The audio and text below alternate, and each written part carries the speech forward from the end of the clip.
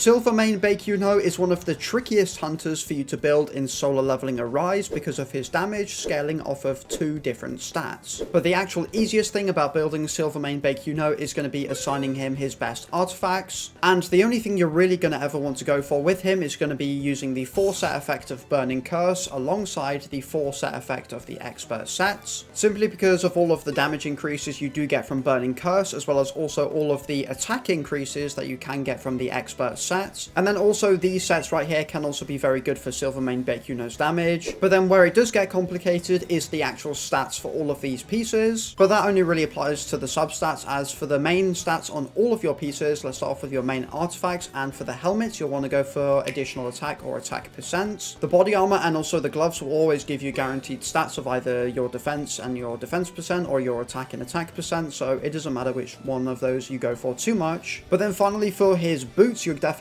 want to go for critical hit damage, because this will give you the biggest damage increase out of everything that you can get on your boots. For the necklace, additional HP or HP percent are the only options that you can go for, so again, doesn't really matter. Dark damage percent on your bracelet is going to be a must-have, because this is going to be a really good and really easy and free way to increase your Baek Yoonho's damage by a ton. For his ring, additional attack or attack percent again. And then finally, of course, the earrings will give you additional mana points, which will then bring me on to all of his best substats, and this is where it does actually get a bit complicated. But overall, the 5 most important substats for Silver Mane Baek Yoonho is going to be critical hit rate, your HP, and also HP percent substats, and then also both of the attack substats that you can actually get. And the reason why you want as much HP on Baek Yoonho as possible is because his Curse of the Magic Beast debuff that he does apply will deal damage equal to 200% of his HP every 3 seconds, and it is also because that his own exclusive weapon, Howling White Tiger's Soul, will also deal damage equal to a set amount of his HP, which is why all of those stats are going to be really important. But then of course as well, all of these other substats can be very beneficial for Silver Mane Baek Yoonho, which now then brings me on to all of Silver Mane Baek Yoonho's best cores. And for his mind piece, you'll want to go for the Ancient Wraith's Obsession, and this is just so you can get the 5% attack increase from its passive, because he doesn't really utilize really many basic skills in terms of getting all of his damage, so the attack increase is going to be his best option. For the body piece, you'll want to go for the Ancient Wraith's Right Hand, because this will allow you to get a 10% damage reduction for 10 seconds, which will be very good, because Silver Mane Baek Yoonho does like to create a shield for himself in his kits, so the less damage you take means the more time your shield will be up, so then you can have more super armor and just do more damage in general. And then finally for the spirit piece, you'll want to go for the Ancient Wraith's Mana Power, because this allows you to restore your power gauge by up to 3% when you are using your basic attacks, which is pretty much Baek Yoonho's whole entire kit, which means he's going to benefit from this a ton. And then as always, all of the best substats for Silver Mane Baek Yoonho on his artifacts will also apply for all of his cores as well. So now let's talk about Silver Mane Baek Yoonho's best weapon, which is Howling White Tiger's Soul. And this weapon, it has received a crazy amount of buffs, because the amount of basic attack damage it can now do is insane, because it can go from 22.5% all the way up to 80%, which is a ridiculous amount of extra damage that you can get. And then also all of the other effects on this weapon, like for example when the target is immune to bleed, you can then deal damage equal to 25% of Silver Mane Baek Yoonho's max HP every 0.5 seconds, which overall will also give you way more damage, which makes this weapon a must have and a must use for Silver Mane Baek Yoonho. Alright, time for skill level priority, and easily without a doubt Silver Mane Baek Yoonho's best skill for you to level up is going to be Magic Beast Claws, which is his basic attack, because this is his main source of damage in his whole entire kit, so increasing the amount of damage these can do is going to be your best option by far. And the same will also apply to his core attack Slaughter as well, because this can deal 660% of his attacker's damage all the way up to 990%, so this again will be a must level up. And then his third best skill is going to be Divinity, which is his ultimate, which can deal so much damage, especially when leveling it up, because you can take it from over 2,500 of his attacker's damage all the way to just shy of 4,000% of his attacker's damage, which as a flat multiplier isn't as high as some other characters. But what you do get from this ultimate is the fact that Silver Mane Baek Yoonho's damage will increase by 10% for every 10% of his HP lost, which again is going to make it do so much damage. And then when it comes to the rest of his kit, like his 2 basic skills, they're not really that great for leveling up, because for example Violent Approach just has such a long animation that is just,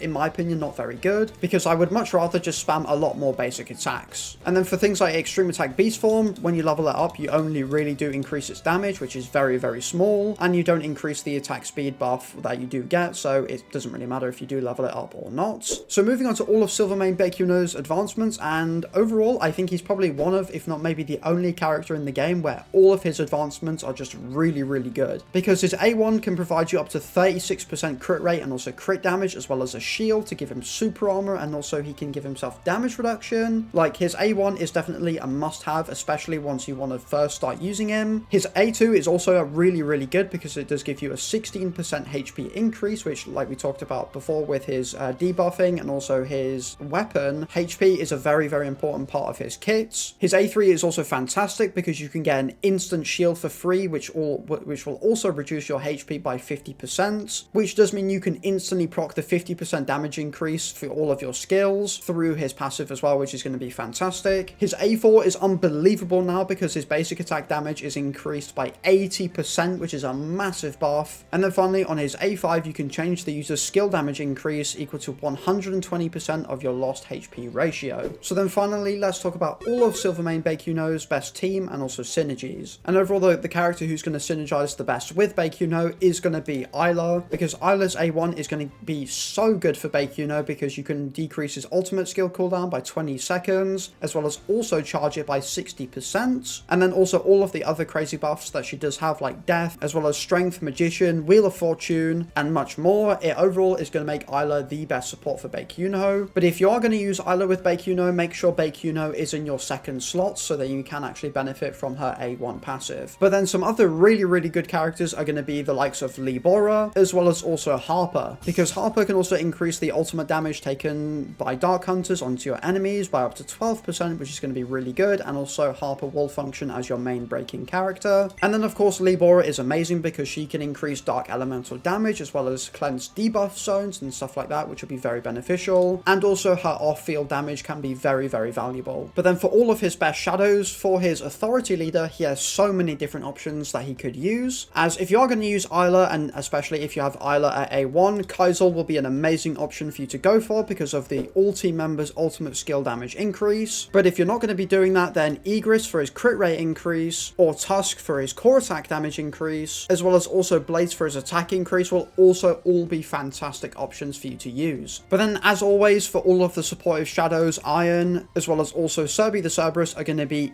easily the best things you're going to want to use, because Iron allows you to apply a debuff that pretty much most hunter teams can't, which is the 12% defense decrease that he does apply to enemies. And then Serbi is by far the best supportive shadow because of his combustion debuff that he does apply, which will allow your enemies to take up to 5% extra damage permanently, which is amazing and is definitely a must-have for boss killing. So there you have it. Silver Mane Baek Yoonho is now one of the top DPSs in the game, and considering he's my favorite character in the game, that is a win-win for me. But overall, if you did enjoy this video or you just found it useful in general, then don't forget to like and subscribe and click the link down below to support me as a creator. But as always, I will see you all in the next video. Peace!